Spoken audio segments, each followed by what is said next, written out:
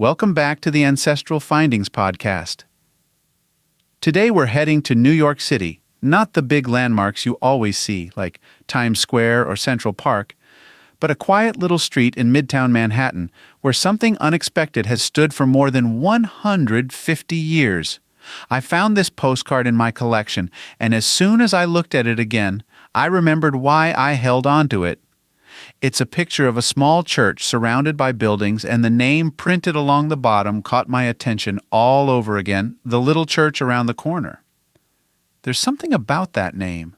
It feels personal, like someone giving directions to a place they care about. And when you hear the story behind it, you'll see why it's been remembered that way for over a century. Let's take a closer look.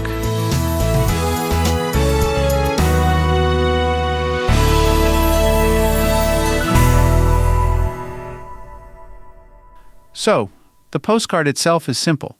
A sepia-toned photo showing a red brick church with Gothic windows tucked behind a black iron fence. There's a tidy lawn, some trees that probably turn gold in the fall, and a little gatehouse off to one side with a green tile roof. If you didn't know better, you'd think it came from some small town in England. But no. This is right on East 29th Street in the middle of Manhattan. And the official name of this place? It's actually the Church of the Transfiguration. Most people don't call it that, though. The nickname, the little church around the corner, goes all the way back to 1870. That's when an actor named George Holland passed away. His friend, Joseph Jefferson, tried to arrange a funeral at a nearby church, but the minister there said no. He didn't want to host a funeral for an actor.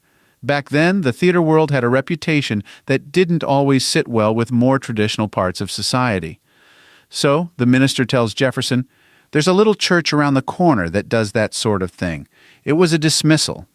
But Jefferson took the suggestion. He went down the street to the Church of the Transfiguration, and they welcomed him with open arms. They held the service. They showed kindness, and in doing so, they made a lasting impression on an entire profession. Word got around, and the nickname stuck. From then on, it became the little church around the corner. And not just in name, but in spirit. It was the church that welcomed actors when others wouldn't. Over time, it became a sanctuary for performers and people in the arts. People who sometimes found themselves unwelcome elsewhere. If you were part of the theater world in New York, this church was yours, and the connection went even deeper. In 1923, the Episcopal Actors Guild was founded right there at the church. In the garden, there's a memorial to Edwin Booth, one of the most respected actors of the 1800s, and yes, the brother of John Wilkes Booth. The church never turned away from history. It acknowledged it, held space for it, and kept its doors open to anyone who needed peace, regardless of profession or reputation.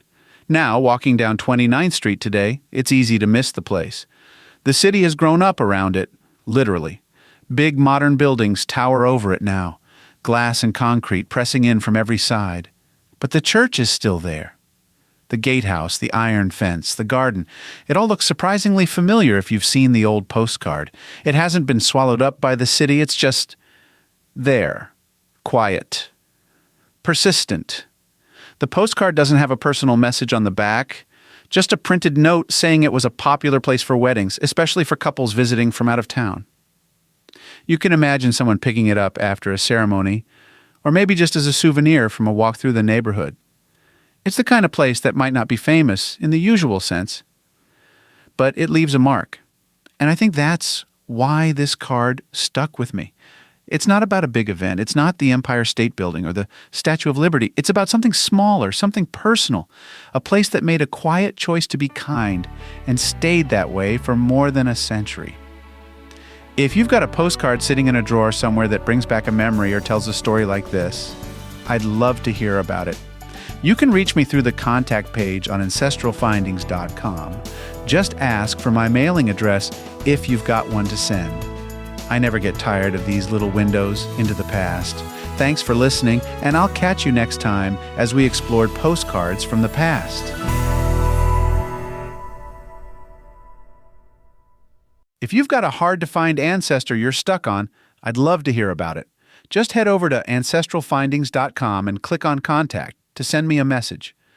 While you're there, take advantage of our free weekly genealogy lookups. Explore thousands of articles and enjoy hundreds of podcast episodes. We've been helping family history researchers since 1995. And if you're looking for even more, check out our Genealogy Gold Q&A series over on Patreon. Thanks for listening, and as always, happy searching.